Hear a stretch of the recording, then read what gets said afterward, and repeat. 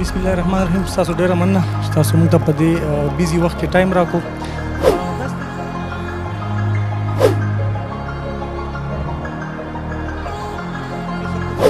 چې کم از کم تاسو د اوبو سره ځان مه ټچ کوئ. که چا باندې ریاکشن چې کوم دی الرجیک ریاکشن موږ د وایو ډرماټایټس دانې په وجود باندې څنګه چې تاسو ته معلومه ده د سیلاب حوالې سره زموږ بلاګ شروع دي.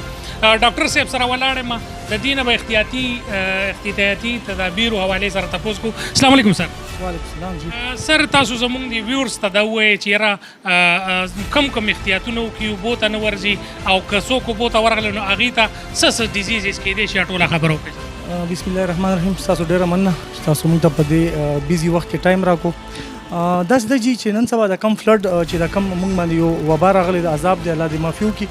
د دپاره موږ د خلکو ته وایو چې کم از کم تاسو د اوبو سره ځان مه ټچ کوئ. که چا باندې په کورونو کې اوبه راغلې مطلب با خو یو بېله خبره ده، خو دې ته نږدې مه ځئ. هغه تاسو ته دې باندې سکین ریاکشن چې کوم دی الرجیک ریاکشن موږ د وایو ډرماټایټس دانې په وجود باندې راوخیږي، خارښ هم کیدای شي. بل دا ده چې نن سبا د ډایریا موسم په دې کې به ډایریا ډېره زیاته شي. دستونو او دستو اسهال چې کوم ته وایو نو هغه نو موږ د خلکو ته وایو چې کم از کم تاسو د اوبو سره ځان مه ټچ کوئ. یو خو دی چې کور باندې اچانک راشي نو یو بېله خبره ده، خو که فار ایگزامپل تاسو دې ته اسې د چکر دپاره یا سیل دپاره ورځئ نو کم از کم دی اوایډ کې دې ته مه ځئ.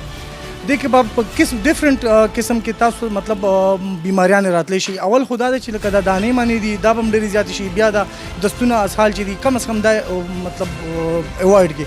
او بل موږ د خلکو ته به دا وایو چې کم از کم که تاسو کورونو کې کم اوبه استعمالوئ هغه خوټ کوئ. چې هغه بویل کېږي نو هغې سره به د جراثیم چې کم دي دا مړ کېږي. که دا موږ چېرته یوز کوو نو ځکه چې دې کې به جراثیم ډېر زیات شي نو دې کې به د وبا موږ سره د دستونو وبا به ډېره بې انتها زیاته شي.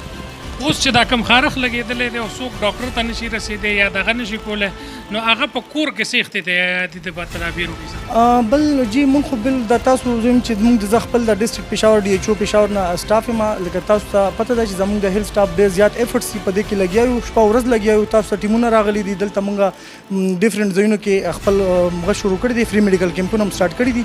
موږ به د خلکو ته دا وایو چې که تاسو د اوبه ته نږدې نه ځئ، اوبه سره ټچینګ نه کېږي نو انشاءالله دا به نه وي. خو تاسو کم از کم که یو کس ته د بیماري هم شي نو کم از کم بل الګ ته ځان یا بل کس ته ځان اوسئ، ځکه چې دا جراثیم دي دا بیا یو بل نه بل ته خورېږي نو دا شی بیا الګ کم از کم اوایډ کړئ.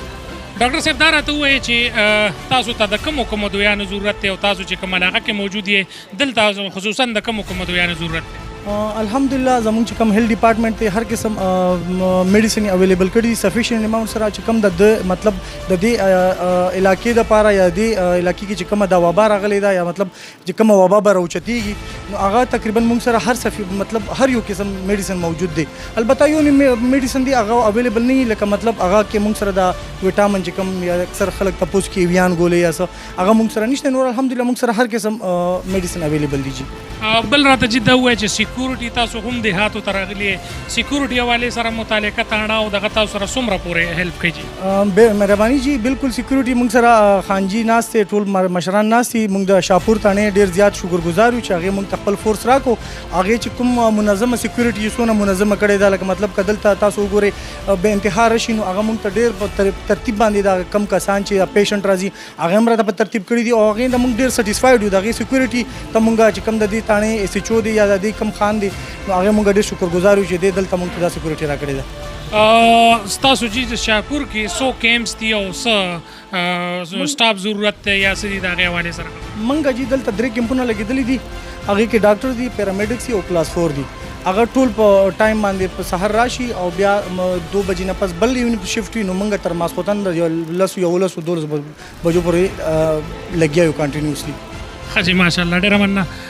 د هیلث سیکټر هم آباد دی، دغه پولیس هم ایکټیو دي، خصوصا د ایس پی رولر د طرف نه ډي سرکل چمکني اے ایس پی چې کوم دی لقمان خان او ایس ایچ او شاپور او چمکني چې کوم دی دواړه ایس ایچ اوز په دې ټایم باندې خپل کردار ادا کوي.